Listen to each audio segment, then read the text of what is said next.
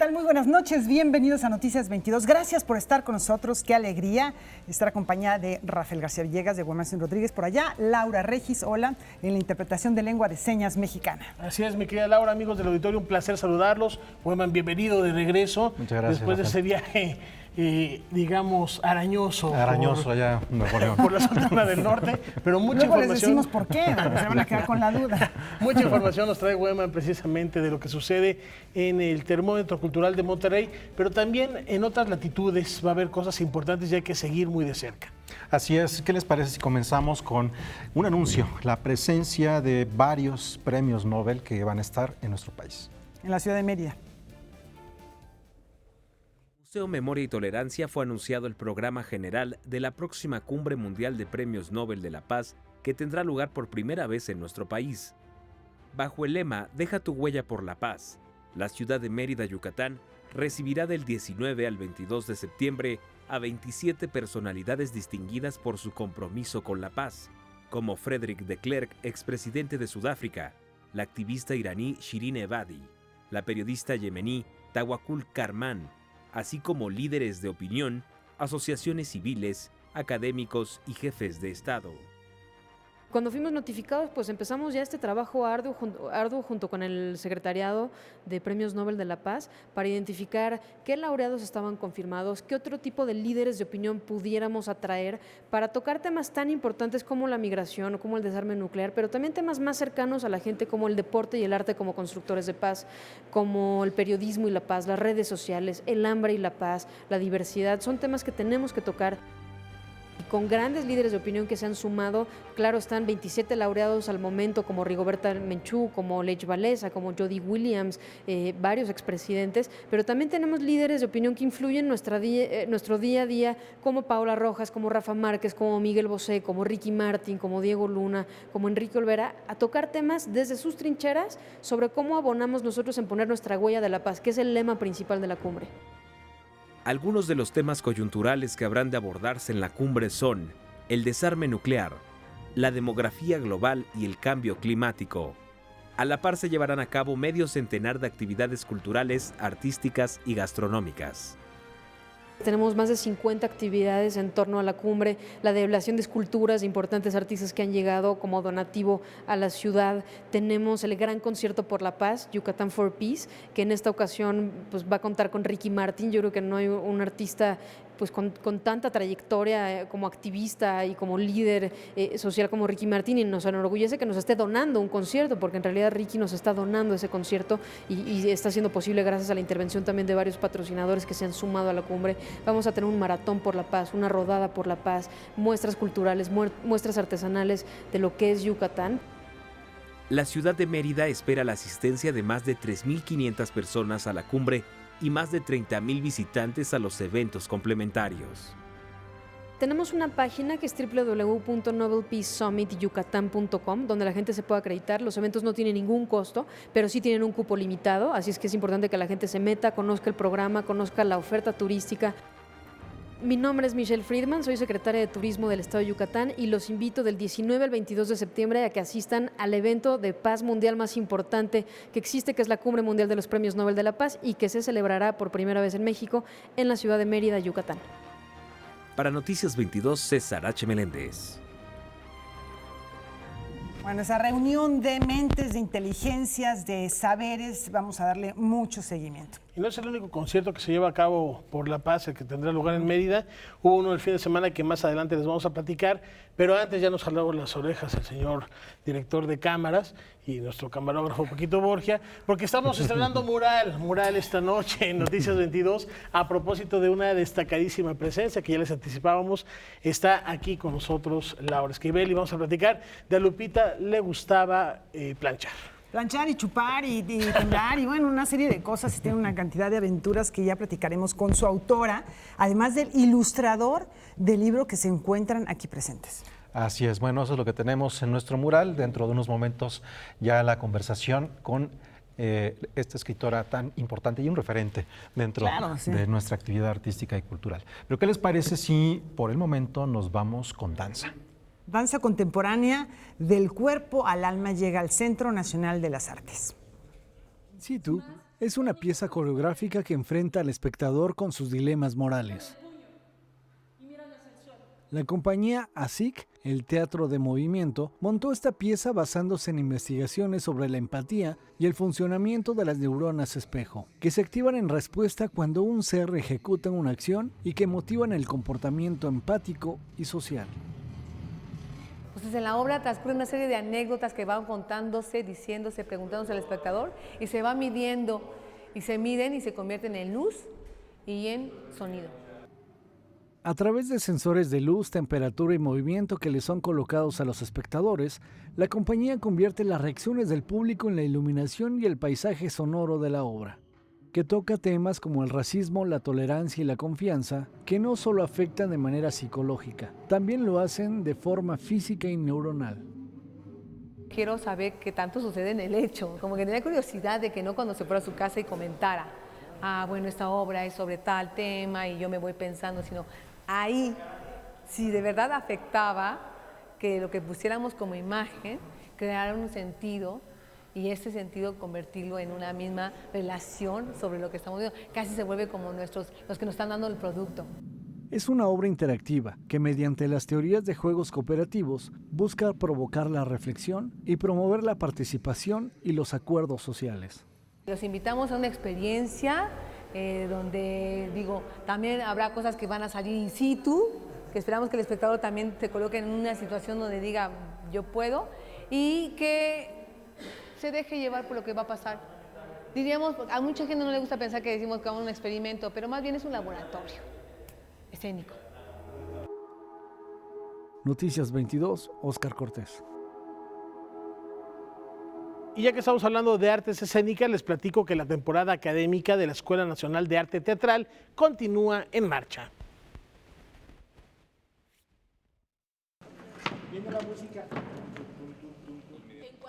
En el marco de la temporada académica 2019, estudiantes de cuarto año de la Escuela Nacional de Arte Teatral del IMBAL presentan Inocencia, puesta en escena basada en la obra de la dramaturga alemana Dea Loher. Ellos escogieron la obra, ellos escogieron con qué titularse. La idea es que salgan al mundo profesional usando todas sus herramientas. Esa mujer, allí, este mar no es el futuro que tú me habías prometido. Porque eres ciego o porque has perdido tu ánimo. Mirar este mar es libertad, Fadul. A la mierda con la libertad. Elegimos este texto porque fue un trabajo de investigación conjunto en el que ponderamos sobre los temas que queríamos hablar y este texto satisfacía muchos de los temas. Tenía que ver con nuestras ideas, con lo que queríamos decir, con un discurso que realmente quisiéramos plantar en el escenario. Entonces, pues la obra trata muchos temas, o sea, son 19 escenas en donde la autora plantea escenas de la vida cotidiana.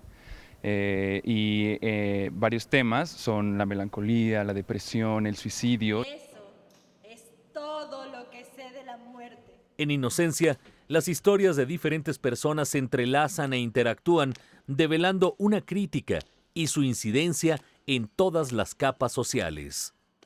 Creo que uno de los faros en nuestra búsqueda fue justo con qué hermanarnos con esta cultura que es tan distante en apariencia, y creo que tiene que ver con, justo el título es ese faro, ¿no? La inocencia, que es algo que es un valor humano universal. Hay un tema que esta obra toca, que es el tema de la muerte, que digamos en ese universo alemán es digamos abordado desde un punto de vista muy diferente al de los mexicanos, pero hay algo en el que ambos coinciden, que es digamos el humor, o sea, al menos este universo plantea un humor en lo oscuro, en lo perverso, y eso también es algo que nos estuvo llamando. El reto es mantener al espectador, ¿no?, interesado en la acción. El reto es que ellos mantengan a su personaje. El reto es que la voz del autor salga y sea claro el discurso. El reto es que les guste el teatro a la gente, ¿no? El reto es, ¿no?, que sean profesionales todos. Eso sería nuestro punto. Una mujer en evidente peligro. Inocencia, la búsqueda de Dios, la esperanza y lo positivo de las cosas se escenifica de miércoles a sábados a las 19 horas y los domingos a las 18 horas, hasta el 8 de septiembre en el Teatro Salvador Novo.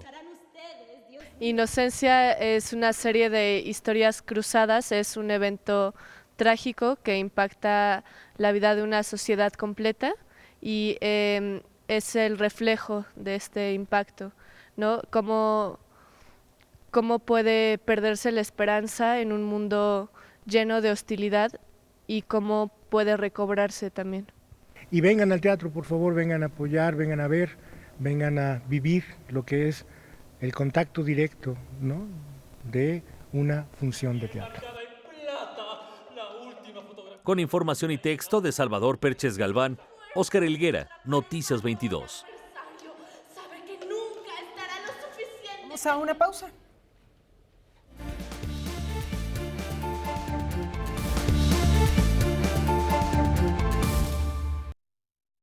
Continuamos aquí en Noticias 22. El Fondo de Cultura Económica publica la nueva novela juvenil del afamado escritor británico Kevin Brooks. Esta es una invitación a enfrentar desde la palabra nuestros miedos más profundos.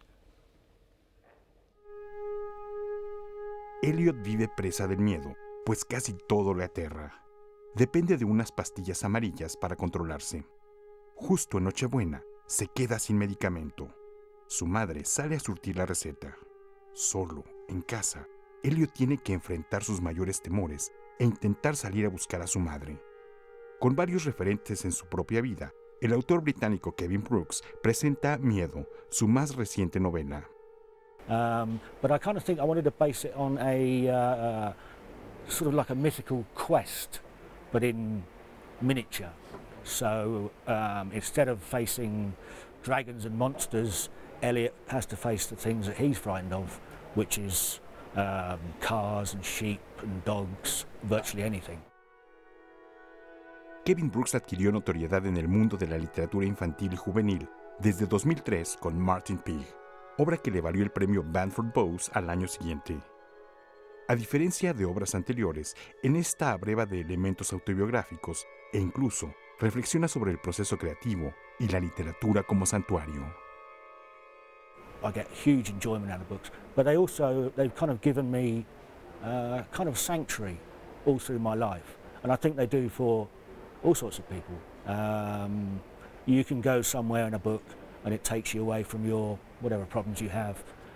It takes you away from them for a while, and so yeah, it's kind of strange to think about it, but the sort of writing also does that for me. So writing the book, which hopefully is going to be read by people, like a circular sort of kind of sanctuary for all of us. Más aún, el autor también habla de la necesidad de salir al mundo, pese a los temores como los de Elliot. You do that, you kind of come up against all sorts of things, some of them not so good sometimes, but I think it teaches you about the world. You learn how to be alert to things which aren't good for you. Nowadays, I think children, particularly in Europe anyway, are not given that freedom so much. Parents, I think, want to protect their children much more.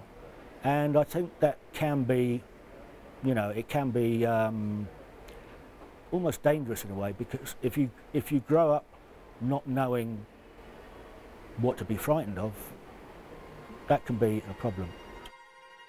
Miedo aparece en el Fondo de Cultura Económica. Noticias 22, Víctor Gaspar. A propósito de literatura juvenil, es muy importante inculcar entre las nuevas generaciones reflexiones que tengan que ver con la vida cotidiana. Por eso este fin de semana se llevó a cabo en el Centro Cultural de España el encuentro de literatura infantil y juvenil Le Emigramos. El Centro Cultural España se convirtió en un foro de discusión sobre la problemática actual de los migrantes en nuestro país. El encuentro se dio en el marco de la segunda edición del Emigramos, Historias que se cruzan, en el que participó el padre Alejandro Solarinde, defensor de los derechos humanos. Desde el 3 de octubre del año pasado a la fecha, se ha intensificado la migración y el modo de migrar. Y tuvimos una entrada masiva, ¿verdad? Digamos, vimos la caravanización del flujo migratorio, del éxodo, Hoy estamos viendo que eso ya no va a ser. Las caravanas ya no son necesarias, las caravanas a lo mejor fueron necesarias en un principio para proteger a los migrantes. Yo mismo hice alguna vez una caravana, pero después ya no, porque empezaron a meterse traficantes de personas y de muchas cosas y ya no convenía. Su labor en el sur y sureste del país ahora se enfoca en ayudar a las personas que son más propensas a ser deportadas, es decir, africanos, haitianos y garífonos. Buscan comunidades donde los puedan recibir, entre 8 o 10 familias, donde puedan tener fuentes de trabajo que no afecten a los demás. He hablado ya con el máximo nivel del presidente de la República, subsecretario de Gobernación Ricardo Peralta. He hablado también con el comisionado Guillermo Garduño Yáñez y todos están de acuerdo en que vale la pena intentar hacer una propuesta alterna a la deportación. Comunidades de Chiapas, Oaxaca y Quintana Roo podrían convertirse en las primeras en recibir migrantes afrodescendientes. Noticias 22, Julio López. Y el British Council propicia el encuentro entre jóvenes mexicanos y líderes globales como la nadadora paralímpica Susie Rogers. Susie Rogers nació sin un brazo y sin una pierna, y no obstante, su familia la integró a la sociedad al enviarla a escuelas regulares, es decir, no especializadas en personas con discapacidad. A temprana edad, nació su pasión por el agua y por la natación, disciplina en la que alcanzó el máximo galardón mundial. Ahora se dedica al activismo en pro de personas con discapacidad. Susie Rogers dictó una conferencia magistral dentro del programa Future Leaders Connect, organizado por el British Council. A lot needs to be done on a global level to kind of remember people with disabilities. Very often we get excluded from policy, from ideas, and I think it's definitely improving. I've seen a shift this year, this past few years, and I think there's more that can be done, but we're on the right path now towards how we can be more inclusive societies. Retirada de la natación, dedica su tiempo a promover los derechos de las personas con discapacidad y visibilizarlas en los medios. Water is where I feel free, so I normally wear prosthetic limbs, and when I swim I don't wear any prosthetics at all, so I'm completely myself in the water. It's the only place where I can be 100% comfortable, and that's where where it all began. And then I became a Paralympic swimmer. It became my job. It was my hobby, and then it became my job. And then I was lucky enough to compete in 2 Paralympic Games, and one of them in Latin America. So the first game, Paralympics in Rio in 2016. Y fue ahí donde obtuvo la medalla de oro en su categoría. Susie admite que las personas con discapacidad no solo enfrentan esta condición, sino a veces hay un sesgo de género. I think that, even in the UK I've faced discrimination. I think that happens everywhere. It's just something that I'm lucky that I have people around me. I have a good support network, my family, my friends who encourage me. I think we as disabled people need to support each other in that. My most challenging moment as a swimmer is, it's working with people that don't always agree with you. I think, to be honest, this is not for disability, this is just generally. So sometimes you work with people who you don't see eye to eye with, who you have disagreements with. And in sport, I tended to find that it was quite a sort of a macho-driven environment. So not very open to change or challenge. Noticias 22, Víctor Gaspar. Bueno, ahora vamos con más información que une a 2 países, a México y Corea, ya que estamos estas 2 naciones conmemorando 57 años de sus relaciones diplomáticas. Y esto tiene que ver con música, con un tema que se llama arirang, muy particular porque es música popular que puede escucharse a todo lo largo y ancho de las Coreas. Es decir, es un tema musical que la letra cambia, pero que se canta igual y que es profundamente identitario para esta nación. Vamos a ver de qué manera llegó a nuestro país. Con el objetivo de contribuir a la reconstrucción de la paz y el tejido social, el gobierno de la Ciudad de México, la Cámara de Diputados y la Embajada de la República de Corea en México celebraron en la explanada del Monumento a la Revolución el concierto Sinfonía por la Paz, donde artistas mexicanos, estadounidenses y coreanos deleitaron a los asistentes con una suerte de multidisciplinas musicales. 아리랑이라는 주제로 하게 됐습니다.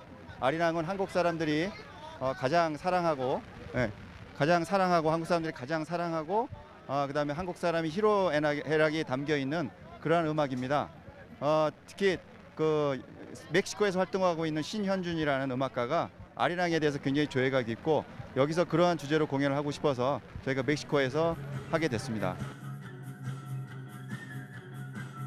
El pianista coreano Ki El-jun encabezó el concierto con participaciones de artistas como el flautista Horacio Franco, el grupo de danza prehispánica Nok Nyuk, el cantante estadounidense Barry Van White, la flautista coreana Gamin y la Orquesta Sinfónica y Coro Juvenil de la Fundación Insume de San Luis Potosí.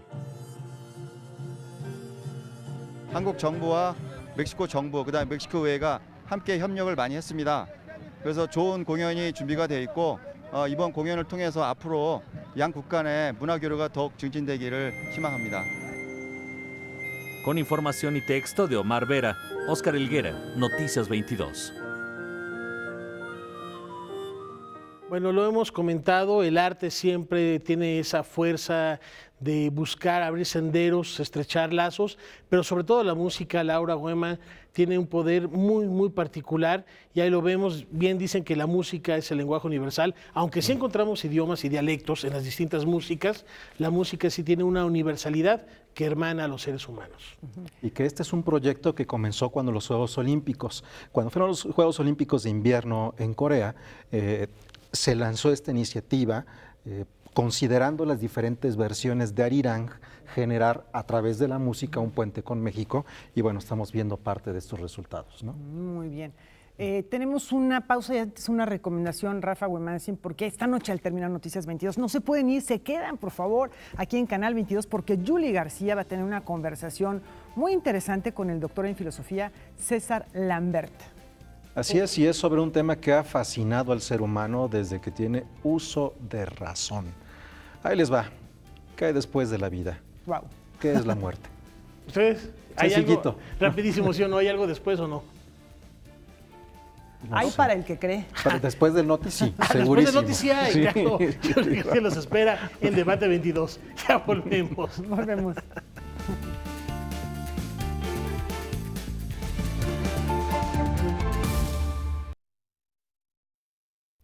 Bueno, decíamos desde hace un ratito en el inicio del programa que Güeman estuvo en Monterrey, donde pues mayormente te fue muy bien, ¿verdad? Quitando un piquete así por ahí es. de...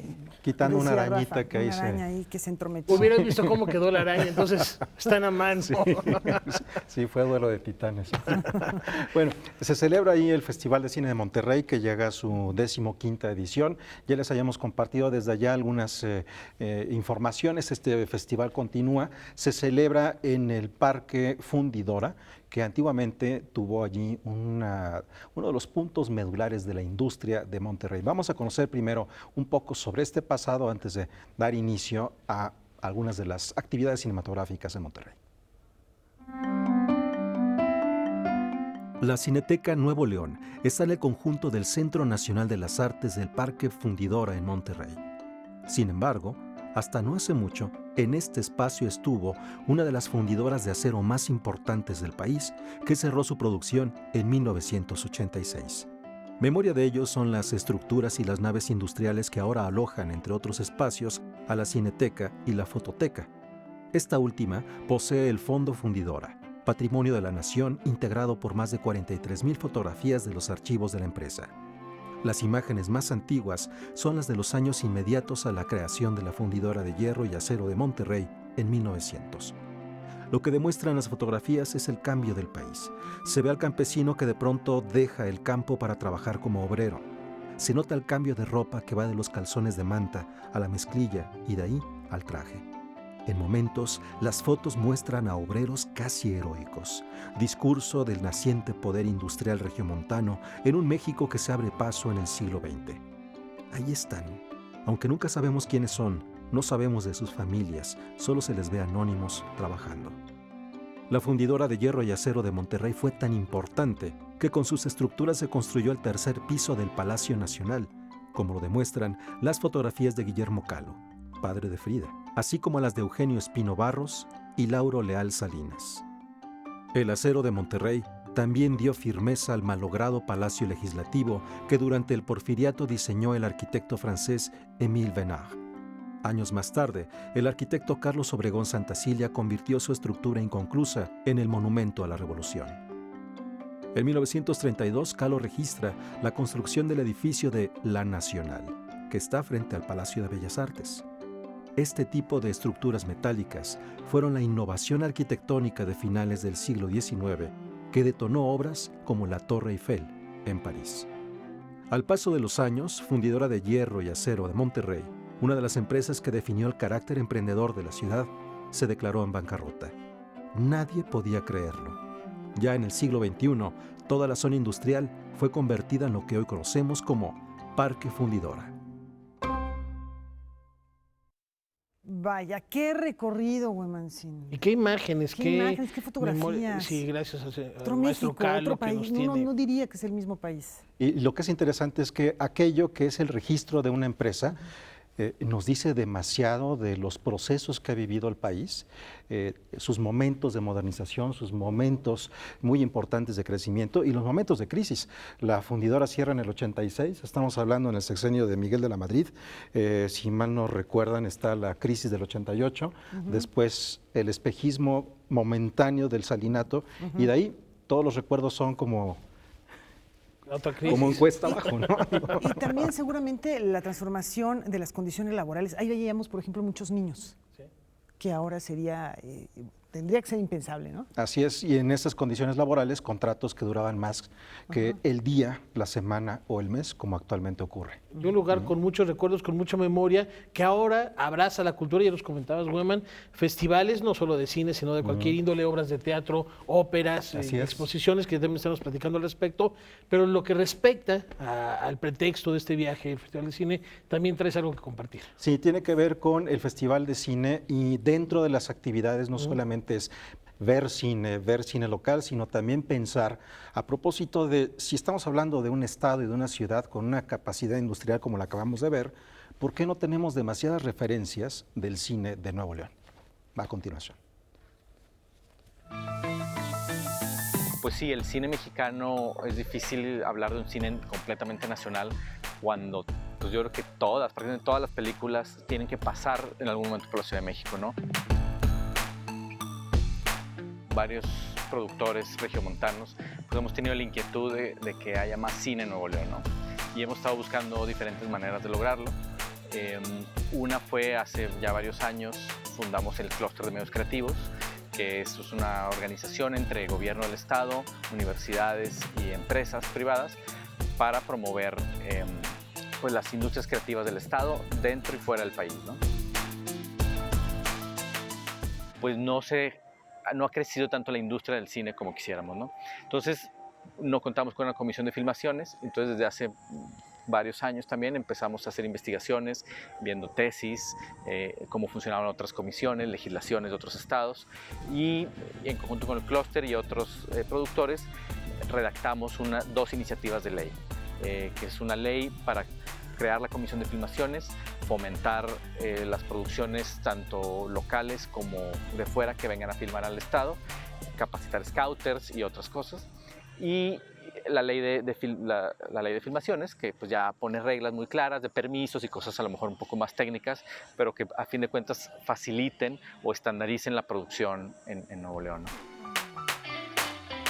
El cine no es nada más industria, también es identidad, es cultura, y pues creo que todos los estados tienen algo diferente que aportar, y en nuestro caso en Nuevo León pues estamos buscando la manera de romper eso y poder tratar de hacer más películas que se originen y se filmen en Nuevo León.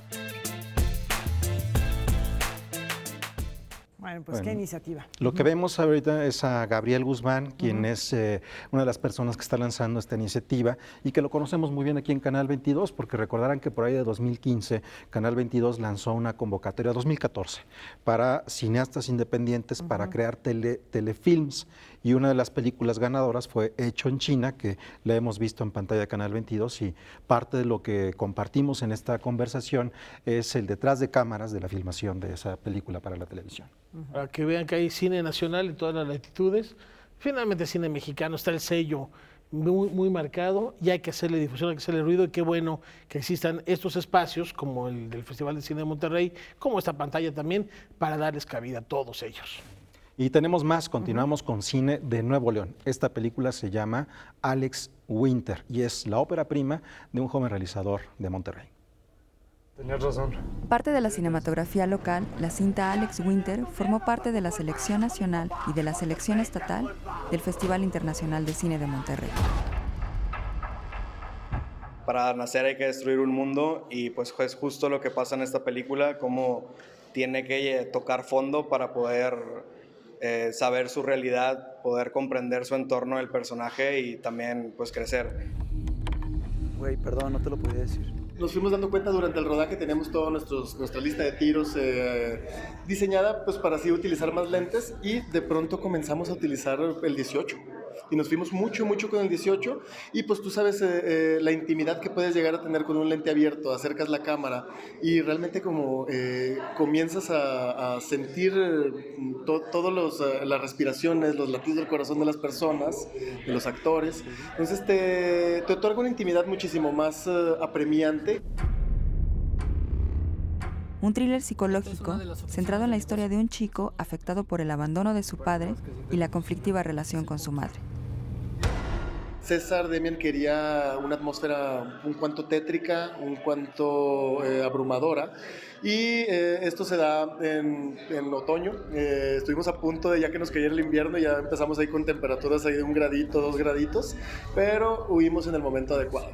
Entonces eso nos dio bastante también, o sea, como se siente más macabro todo, ¿no? O sea, todo se siente un poquito pues, más oscuro, y pues definitivamente ver a los personajes desenvolviéndose en estas atmósferas también te pone ahí como medio la piel chinita, ¿no?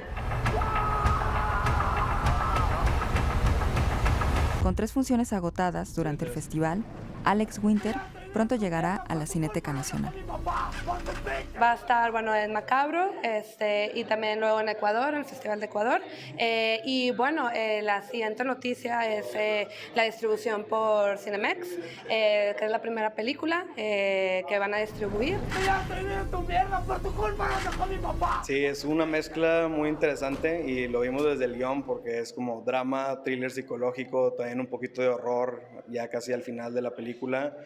Y pues bueno, también queríamos explorar este tipo de atmósferas en toda la película, que la película es una atmósfera desde el inicio, que empieza girando, y toda la película vas tú girando en torno al personaje, siguiéndolo a donde vaya, y pues bueno, creo que ahí está un poco también la narrativa un poco arriesgada, y pues bueno, también creo que la hace interesante la película.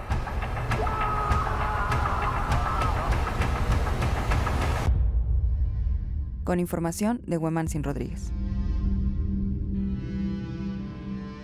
Bueno, pues qué buen panorama de lo que está ocurriendo allá, donde a veces no tenemos muy claro cómo se dan las cosas en términos cinematográficos. Y que están marcando el pulso, y nos comentabas, Guamán, de lo que es hacer verdaderamente cine independiente. Así es, una cosa interesante es que según datos del IMCINE Monterrey, es la peor plaza para la recaudación en pantalla de cine mexicano. Es decir, la gente de Monterrey poco paga boletos para ver una película mexicana. O sea, ¿tiene poca asistencia o poca asistencia el costo? Y la gente no va a ver películas mexicanas en Monterrey. Pero lo que es interesante es que las películas de Monterrey, concretamente esta que acabamos de ver, todas sus localidades estaban agotadas en las 3 funciones que tuvo. Ahí nos llama la atención pensar un poco en si realmente somos un país plural, al menos en este que es el espectáculo más masivo, que es el cine, que hablamos de 180 películas al año, y que aún seguimos sin tener representación de todos los diferentes tipos de mexicanos que habitamos el país. Y aunque sea una ciudad muy cercana a la de Monterrey, tiene una identidad propia que no se ve en pantalla y que resulta tener localidades agotadas en las películas que se presentan allá. Pues tendremos más de lo que sucedió y está sucediendo en estos momentos allá en Monterrey, pero en los próximos días. Ahorita nos vamos a una pausa y descubrir por qué le gustaba tanto a Lupita le gustaba planchar. Sí, ¿verdad? No, también chupar, por aquí se ve, ¿no? Sí, no, bueno, ahí está la referencia. Yo hasta iba a traer un vasito a ver si le ponía ahí una llavecita, pero bueno, no se puede. Vamos a un corte y regresamos.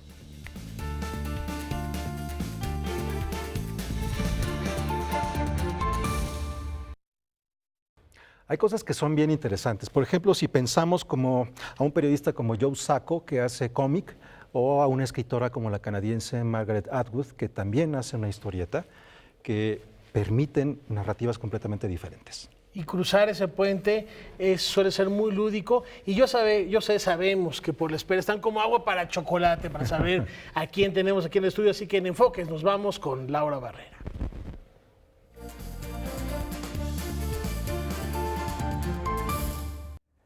Su labor como educadora la llevó al teatro, la televisión, al cine. Una obra literaria y cinematográfica la catapultó internacionalmente, la convirtió en una celebridad y era una autora muy entrañable en el ámbito hispanoamericano. Hace 30 años se publicó como Agua para Chocolate. Estamos celebrando con Laura Esquivel. Muchas gracias por estar aquí, quien viene muy bien acompañada por Jordi Castells, y ahorita les decimos por qué. La publicación de este libro que permitió la realización de la película. Creo que eso es muy importante que la gente lo sepa. Primero fue la creación literaria, que tú estabas buscando, crear una obra literaria a tu gusto, ya habiendo incursionado en el teatro y en el mismo cine y en la televisión.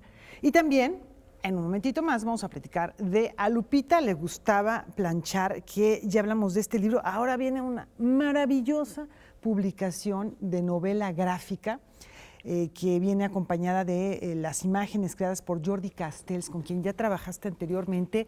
Por lo menos recuerdo bien en Malinche, en la ilustración, en la creación de El Códice. Laura, eres una creadora multimedia.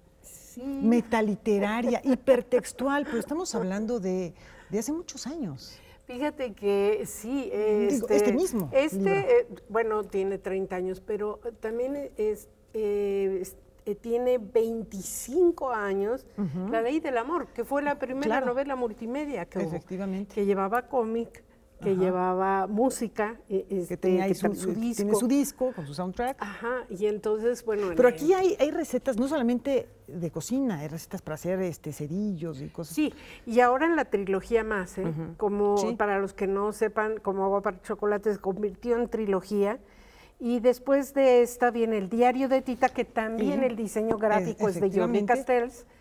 Y el último es Mi Negro Pasado, que también trae música. Efectivamente. Tiene un playlist que uno baja en Spotify. Ajá, que bueno, ya las tecnologías y las plataformas cambiaron. Sin embargo, esta capacidad que tienes de crear obras multiplataforma ahora es algo que se usa cada vez más. Cuando tú empezaste con esta novela por entregas, que es como Agua para Chocolate, había muchas cosas que eran completamente novedosas. En ese momento, Laura, hablar de la cocina, después de los movimientos de liberación femenina, después de las batallas feministas de los años, pues desde los 40, 50, 60, francamente casi parecía una ofensa. No se hablaba de eso, ninguna mujer quería entrar en la cocina. Ahora hay programas de chef, pero en ese momento de verdad rompió con todo. Con todo, fíjate que me acuerdo mucho, porque de los primeros lugares donde el libro se convirtió en bestseller fue todos los países nórdicos, digamos. Y entonces me acuerdo mucho una entrevista que me hizo una feminista, una gran feminista holandesa. Ella era muy interesante, esta mujer, y estaba ofendidísima y me decía, ¿nos quieres llevar de regreso a un lugar del que nos costó tanto trabajo salir? Le decía, espérate, no estamos yendo a un lugar de castigo ni a un lugar que considerábamos, que mucho tiempo se consideró que era un lugar donde no sucedía nada, Laura. Y yo lo que estaba diciendo, no, volteen acá, porque no vamos a alcanzar el mentado desarrollo y el bienestar que estamos buscando si abandonamos este centro de alquimia, este centro de conocimiento, y que ahora que estamos volviendo, hay toda esta necesidad en los jóvenes, porque por mucho tiempo la comida fue nuestra garantía de vida, nuestro bienestar, era la fuente del bienestar y de la salud, y ahora es el de la enfermedad. Lo que comemos nos está enfermando. Entonces hay todo un camino y ahora sí ya están recuperando y rescatando toda esta conexión perdida y el conocimiento perdido. Pero ahí está ¿Tú tienes claro que el impacto que tuviste como fenómeno social, además desde luego de la búsqueda y de los hallazgos literarios que tuviste con la novela, del fenómeno social que significó internacionalmente? Fíjate que me he ido dando cuenta, porque ha sido paso a paso y tan es así que finalmente tuve que retomar la historia y convertirla en trilogía, porque la cantidad de jóvenes que no habían nacido cuando yo la escribí, tú no tienes idea cómo, bueno, la novela es para ellos lo máximo, se acercan y me abrazan y lloran. Bueno, tengo 2 que se han tatuado frases de la novela. Y dices, bueno, ¿qué está pasando aquí? ¿Qué toca esta historia en las nuevas generaciones? Tengo mi teoría de que lo que está tocando es que se identifican con Tita en su calidad de víctima,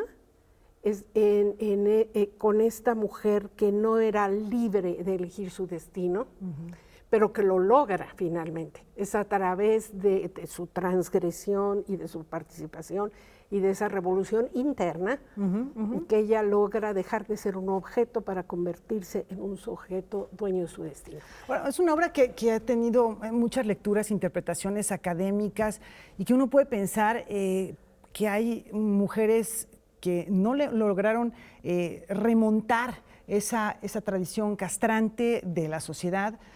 También está la mujer que se libera desde un punto de vista internalizado, introspectivo, la que se revela de una manera que se extrovierte, que es con una energía hacia afuera, que es Gertrudis, y así, y está el mundo indígena también, y está el mundo del pasado.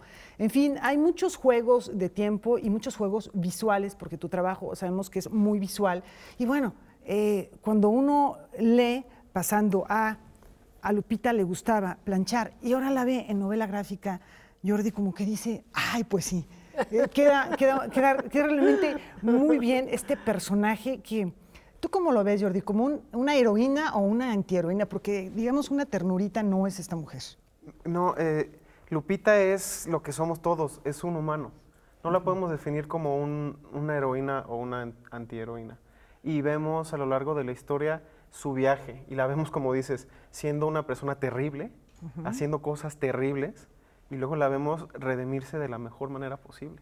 Y la vemos llegar al momento al que todos quisiéramos llegar, que es el darse cuenta que para sanar hay que ir más allá de buscar venganza o de buscar la justicia solo por la justicia, sino que hay que hacer un cambio interior.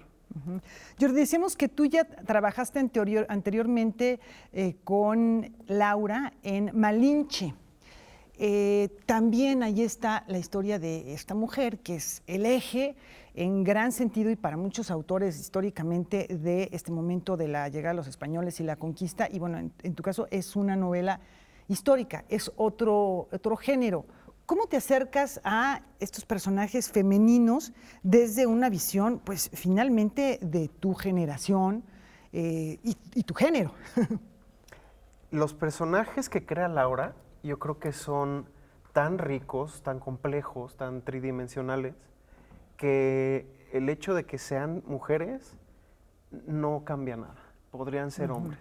Entiendo que hay situaciones, circunstancias y demás, y que hay un lado del sagrado femenino que se va rescatando, pero son personajes tan redondos y tan complejos que no le veo ninguna dificultad en identificarme con ellos. Cuando Malinche, que hicimos el códice, se supone que el códice era el diario de la misma Malinche y que ella iba escribiendo su códice. Y no me costó el más mínimo trabajo ponerme en su lugar y hacer esos trazos como si fuera ella, porque es un personaje tan rico. Y con Lupita, pues también, o sea, Lupita, todos hemos estado en el lugar o en los lugares en los que ha estado Lupita, sintiéndonos mal, sintiéndonos menos, sintiéndonos que no somos parte de, sintiéndonos que necesitamos tomar o hacer algo para escapar. Entonces siempre fue fácil para mí identificarme con estas mujeres. Y son efectivamente mujeres con una enorme complejidad.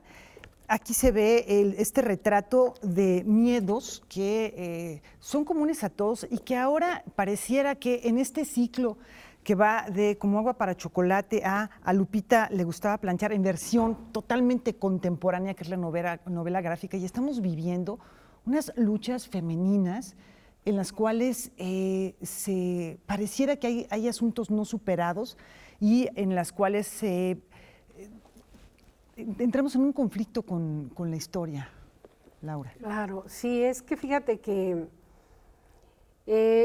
bueno, es un tema que ha estado presente desde Como agua para chocolate, esta idea de dónde se dan los cambios. En Como agua para chocolate estaba una revolución en curso afuera de la casa, y Gertrudis, que la gente la valora tanto y es el personaje que da el paso que dio en su momento el movimiento feminista de salir de la casa, de esta ruptura, de esta liberación sexual. Es muy visible, sexual. ¿no? Pero que no es la única manera, ¿no? Esa es la forma que ella tenía de creer que se va a cambiar. Y Tita lo que hace es hacer esa revolución interna que finalmente trasciende más que la otra, y es crear un ser humano al que yo ya no le paso esta historia, esta tradición castrante. Ella dice, no, esa queda aquí, muere en mí. Entonces, cuando nos ubicamos ante fenómenos de violencia como los que estamos viviendo, entonces la pregunta es, ¿quién va a parar esa violencia? ¿Cómo se para? Ojo, no estoy diciendo que no hay que protestar, que no hay que decir, oigan, esto está mal, que no hay que tomar conciencia. Sí, eso está bien. Pero ¿cómo se deja de repetir una historia dolorosa? ¿Quién la para? ¿Quién dice hasta aquí? De esto ya no queremos nada más. ¿Cómo se le hace? Eso es lo que hay que estar hablando. Y ese es el cambio, cómo se sana. Lupita, eso es una de las cosas que me gusta mucho de ella, que es un ser que muestra toda una enfermedad emocional. Ella es una alcohólica, es una enferma emocional, como la gran mayoría de los habitantes de este planeta en este momento. Entonces, ahora estuvimos en Chicago, y entonces se acercó una mujer que me gustó mucho su comentario y me dijo, somos un grupo de alcohólicos que no saben lo que ha sido la lectura de A Lupita le gustaba planchar, como base para esta sanación interna y para el dejar de repetir historias dolorosas familiares nacionales que generan tanta violencia. Y bueno, aquí vemos esta mujer que, como decía Jordi, es multidimensional, porque esto que decía Rafa, que le gustaba mucho. ¿Y por qué le gustaba planchar? Pues sí le gustaba a Rafa, güey. Más sí, su mamá planchaba y además le gusta rociar. Y yo lo entiendo porque mi abuela también rociaba la ropa, como que planchas de vapor. Pero por otro lado está vinculada con la policía. Y esto, bueno, es como es el arranque de la novela, lo podemos decir, hay un asesinato ahí del delegado de Iztapalapa. Entonces, tiene toda esta parte vinculada con el mundo masculino muy rudo, con la violencia más extrema que uno puede imaginar y desgraciadamente más común, pero también esta intimidad. O sea, y al final de cuentas, somos eso, Laura, y de verdad les agradezco tanto que hayan venido, a Jordi Castells por las ilustraciones fabulosas de esta novela gráfica, que también, además de que tiene esta plataforma de ilustración, también tiene fragmentos de la historia de México, que es la obsidiana, en fin. Se va a presentar, va a tener un día de presentación, ¿verdad? Sí, se presenta el jueves en el Centro Cultural Bella Época. Bella Época, a las 7 de la noche. Bueno, pues ahí están esta invitación. Y Laura, esta sección normalmente la despido con 3 preguntas, tipo cuestionario Proust, que se me han ocurrido para hacerte, a ver qué le parecen a Jordi también. Bueno, la primera de ellas sería, ¿cuál es la actividad doméstica que más detestas hacer?